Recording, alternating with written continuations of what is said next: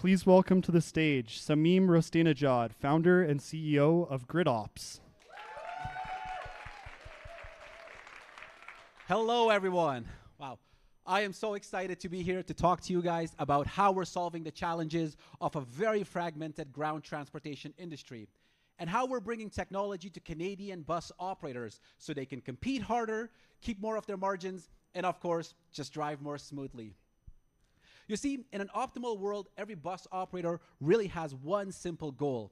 It's to keep the wheels turning because buses are very expensive assets, and a parked bus, well, it's simply a liability.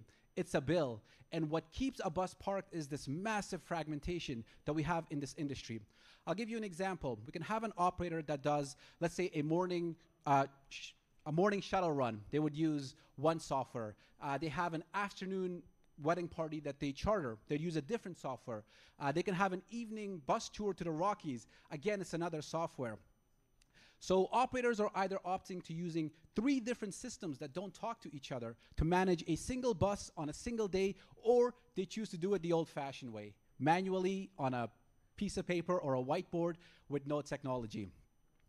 You see, I've been in this industry for over 5 years, and I've talked to hundreds and hundreds of different operators, and I've seen the same problem over and over again. So me and my team decided to build the answer, and thus GridOps was born.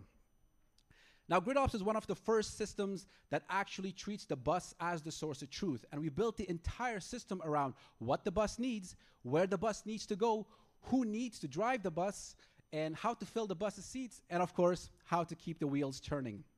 So now that morning charter, that afternoon shuttle, and that evening bus tour, it can all be seamlessly booked and quoted on your website and then managed on a single calendar and then dispatched with a bus and a driver assigned. Ladies and gentlemen, this is an industry that I absolutely love. So if anyone here is a bus operator or know a bus operator or just want to talk buses, come find me after. Thank you.